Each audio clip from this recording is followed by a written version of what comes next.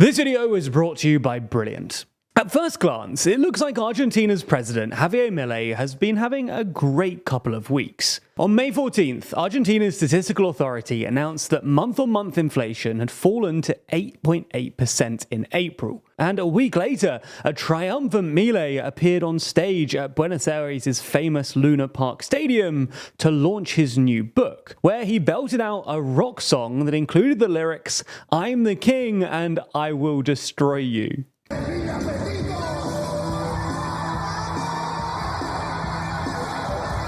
However, at the same time that Milei was belting out rock songs, the Argentine peso's unofficial rate was collapsing, undermining Milei's plans to unify Argentina's currency and potentially reigniting inflation, which is still running at an annual rate of nearly 300%. So in this video, we're going to take another look at Milei's ongoing economic experiment, why the peso is collapsing, and what this means for Milei politically.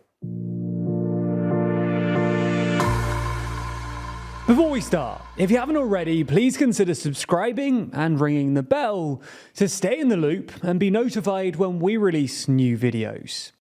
So, as we see it, Milei has broadly three objectives. The first is a short-term economic objective, to stabilize Argentina's economy. The second is a more long-term economic objective, to dollarize the Argentinian economy. And the third is a political objective, to remain sufficiently popular throughout all of this in order to stay in office, which is something that previous Argentinian reformers have struggled to do. Anyway, to understand the peso's collapse, we need to start with the first objective, stabilizing the Argentinian economy. In effect, this involves doing three things. Firstly, cutting the fiscal deficit, i.e. making sure that the government spends less than it takes in tax revenues. Secondly, cutting the current account deficit, i.e. making sure that Argentina doesn't import more than it exports, which it has done historically. And third and finally, bringing down inflation, which has been a chronic problem for Argentina for most of modern history. Now, to his credit, Milei has made pretty good progress towards balancing the fiscal deficit. Thanks to various cuts, government spending has fallen by over 10%, allowing Argentina to run its first quarterly surplus since 2008. Although it's worth noting that the surplus fell from roughly 700 million to 300 million in April, as weak growth took its toll on tax revenues. However, balancing the current account has proved more difficult. The main way that Milei wants to do this is by devaluing and unifying the peso. For context, Argentina currently has basically two exchange rates: the official rate claimed by the government and the unofficial or actual rate, known as the blue rate, which is basically always lower than the official rate. Before Milei took charge, for instance, the official rate was about 370 to the dollar, while the unofficial rate was about 1,000 to the dollar. To unify these two rates, in December, Milei cut the official rate to 800 to the dollar and said that he would devalue it by a further 2% every month until it matches the unofficial rate, which he's since done. Now, Milei hopes that a unified, albeit weaker peso will eventually reduce the current account deficit by reducing imports and encouraging foreign investment. But the immediate effect of the devaluation was a spike in inflation. Year-on-year inflation, i.e. the change in prices relative to a year ago, jumped above 200% in December and is now running at nearly 300%, the highest in the world. Now, usually when inflation is high, countries increase their interest rates. However, Milei has instead been cutting rates. This is in part because he doesn't want to exacerbate the ongoing recession or discourage investment, but it's mainly because of the vast quantity of short-term interest-bearing liabilities, known as LELIQs, currently held by Argentina's central bank. Now, LELIQs are basically like central bank bonds that mature very quickly, with interest rates that match the central banks. Because of this, they're basically the safest asset in Argentina, and safer than government bonds, which makes them ridiculously popular.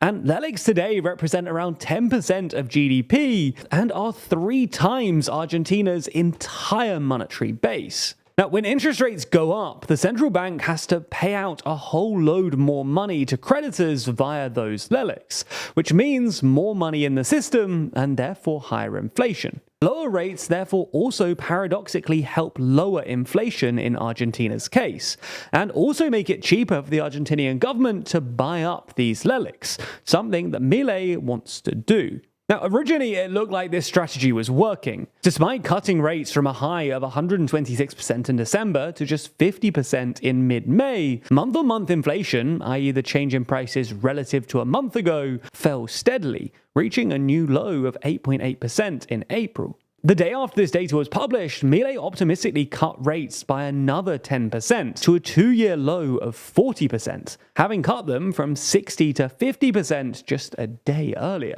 However, a week after, the peso's unofficial rate began sliding, falling from about 1,100 to the dollar at the beginning of the week to nearly 1,300 by Thursday. Now, this is by no means a disaster, given that it's mostly an unsurprising reaction to the steep interest rate cuts, which have made it even less attractive to hold pesos. Nonetheless, it's a worrying sign for Milei for 3 reasons. Firstly, the widening gap between the official and unofficial rates will make it harder for Milei to unify the peso. Second, other analysts have suggested that it might also reflect investors' anxieties about Milei's legislative struggles. For context, because Milei's party only hold about 15% of the seats in Congress, he's struggled to pass some of his more controversial reforms. Now, he's been able to get a surprising amount done via presidential decree, and last month finally got a watered-down version of his omnibus bill through the lower house. But the bill still faces staunch opposition in the Senate, and Milei has failed to negotiate a much-anticipated deal with Argentina's powerful provincial governors. But thirdly, a declining currency risks reigniting inflation. So far, ordinary Argentinians have been remarkably tolerant of Milei's policy program, despite the fact that it exacerbated both inflation and poverty. Morning Consult polling from April, for instance, suggests that Milei's approval ratings have held strong around 60% since his inauguration, making him one of the most popular leaders in the world. And polling from Argentinian think tank Economia suggests that even among the half of Argentines struggling to make ends meet, 30% still support Milei. This is in part because they accept that radical reform is required, but also because Milei touts the declining monthly inflation rate as proof that things are getting better. And last month promised in an interview with Time magazine that Argentina's recovery will be V-shaped and that the country is currently at the bottom of the V. If inflation persists, however, public patience could wane, and Milei risks suffering the same fate as previous Argentinian reformers. And this is actually an acute concern given that last week Milei laid out his new plan for dollarization, proposing that instead of doing it all at once, Milei would let the dollar and peso circulate at the same time, and then let the dollar slowly overwhelm the peso.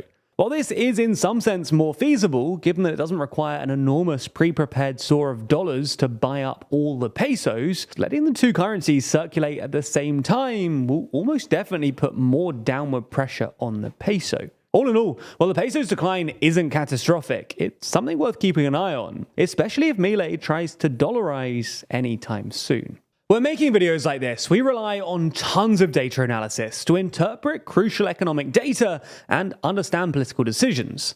But this kind of analysis isn't just crucial for our jobs.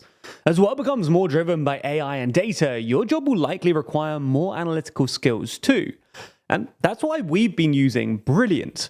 Brilliant is the STEM learning platform that can teach you all the skills you need in an increasingly digital workplace. They've just introduced a whole collection of new programming and LLM courses, suitable for learners at any level, taking you through everything from learning Python to understanding the importance of training data. And Brilliant isn't just about memorization and lectures. Brilliant teaches you by doing, using active learning techniques to teach you the principles behind otherwise quite complex topics, and ensuring that you actually understand what's going on, with thousands of interactive lessons in maths, data analysis, programming, and AI. Now, all of Brilliant's courses are split into easy to digest chunks, meaning that you can quickly and easily gain a real knowledge in just a few minutes a day, with fun lessons that you can do whenever you have time, replacing mindless scrolling on the bus or waiting for coffee with something stimulating and rewarding. To gain access to Brilliant for a full 30 days, head to brilliant.org/TLDR or click the link in the description. That way, you'll get 20% off an annual premium subscription, and they'll know that you came from us, which really helps us out. So thanks to Brilliant for sponsoring this video, and thanks to you for your support.